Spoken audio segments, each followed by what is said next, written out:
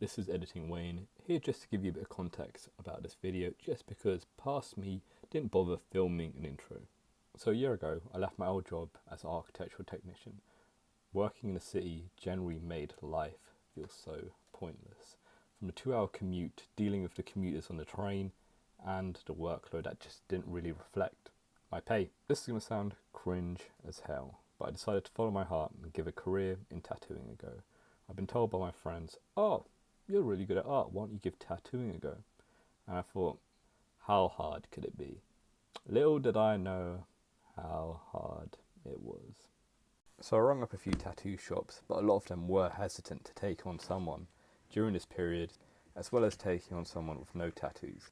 Editing Wayne here, just to say, I understand why they were a bit gatekeepy. At the end of the day, I was just cold calling them.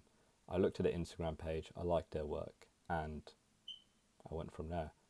But it shows initiative if you show up with a portfolio and go through it with them. As well as you can gauge the atmosphere of the shop and whether it feels a bit off, But from their standpoint, I understand why they are a bit hesitant to take on just anyone.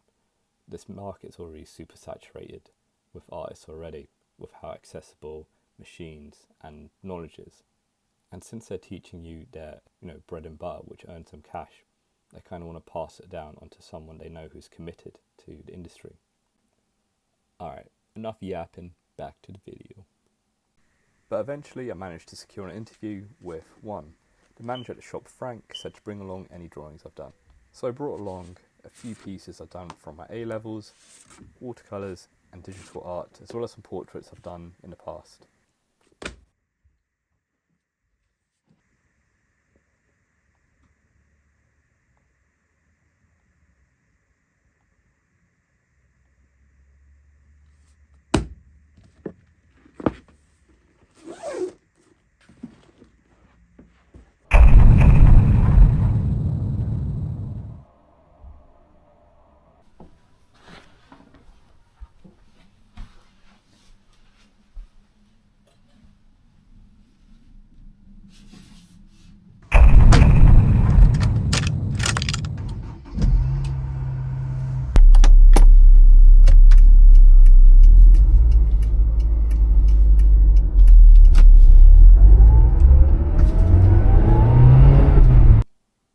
So the interview at the shop went well. The first thing Frank said to me was, "You look like Will from In-Betweeners." Just in case you don't know who that is, I'll insert a photo right here. He's the briefcase wanker.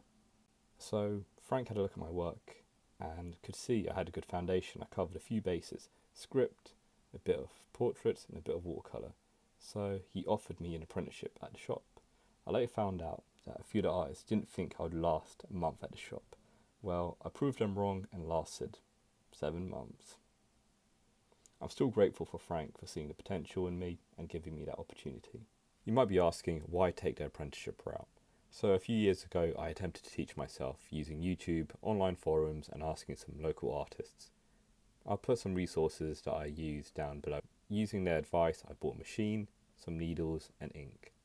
And my mate, who was a butcher, gave me some pigskin. These are the results of my actual first tattoo on pigskin. I'll put a photo over here. Oh, brother, this guy stinks! As you can see, the first attempts are trash. And that kind of put me off tattooing for quite a while. I just assumed my art skills would carry over. And at the time, a lot of my friends were willing to offer their skin as sacrifice to the tattoo gods, but I really didn't feel comfortable, just using them. Tattooing is quite an intimate art. You're not only altering someone physically, but mentally. A few people use tattooing as therapy, and they're coming to you to assist them in healing their trauma, and that's a lot of trust to put into someone. That's one of the reasons I wanted to learn properly. As well as being someone who does art, I already hold myself to unattainable standards. But there are other benefits to doing an apprenticeship. For me, who is someone who's kind of awkward, doing an apprenticeship kind of teaches you how to carry yourself, put people at ease, and handle customers, which is quite crucial in this role. Let me just say, I'm not pushing apprenticeships on anyone. There are so many, self-taught tattoo artists that are great. The apprenticeship is just one of many routes to becoming a good tattoo artist, During the 7 months, I was given a range of tasks.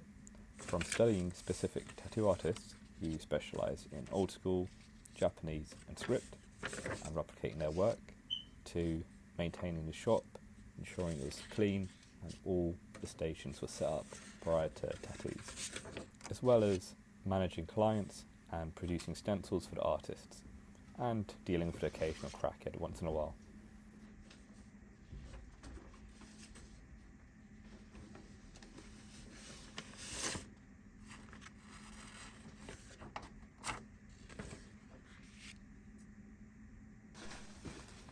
Oh, and a lot of tracing, and I mean a lot. Just have a look.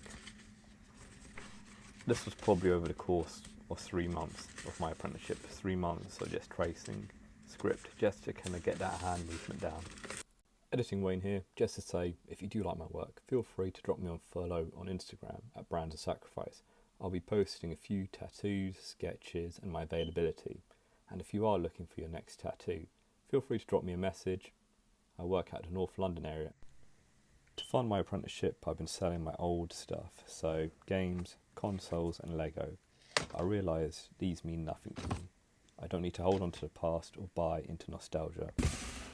Not only does it put money in my bank, but it honestly declutters my mind and space.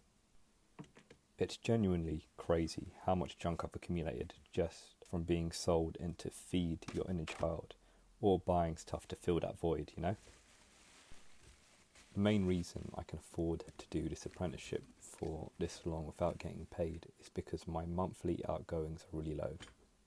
I still live at home, my car's paid off, so my main bills are just car insurance, phone and road tax. Since I've been offered 2 apprenticeships, I thought I'd give you guys some advice on portfolio and how to find an apprenticeship. So the first thing I would do is think about what style I would like to produce. Find a shop or an artist that specialises in that style. Make sure they're actually good, because at the end of the day, you are a product of your environment. And make sure you check their Google reviews as well. Just bear in mind, my point of view is from a high street shop. Although my first point of contact both times was a call, it's best to go into studio with your portfolio. Like I said, you can really gauge the atmosphere of the shop. And remember, they're a business at the end of the day, so they might be busy or not have time to look at your portfolio or discuss potential opportunities. And once you get that conversation going, just be yourself, be fully transparent from the get-go. Just say that you're looking for an apprenticeship, looking to learn that style they specialise in, and make sure you've done some research and practice drawing that specific style and it's shown in your portfolio.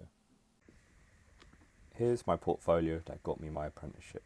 So I've always been interested in graffiti. My work reflects that, mainly focusing on script. I suggest drawing, not tracing, from tattoo artists' work that you admire, rather than using Pinterest. You learn a lot from doing studies, like composition, line weight and placement. So how the tattoo complements the body. This is more notable in the Japanese style. So for me, I referenced and drew a lot of pieces from this book, The Graphic Art of Tattooing Lettering by B.J. Betts. I'd highly recommend it if you want to study and learn how to create script. But to show a good all-round artist, I also included portraits using markers, pencil and Tipp-Ex.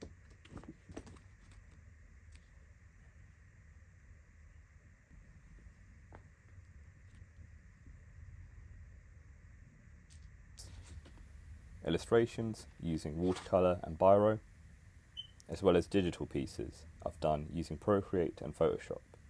If you haven't already learned how to use these programs, it might be a good idea, as they're used daily in the industry to create stencils or other custom ideas quickly. I also included some Neotrad and Japanese pieces I've done, because there are benefits to drawing and studying all types of styles. If you have any other queries or questions, drop them below and I'll try and answer them. Since I'm pretty new to the industry, I'll ask my mentors at the shop for their input too. And with this YouTube channel, I intend to document my tattoo journey as well as other lifestyle stuff. If you want to follow my journey, feel free to subscribe.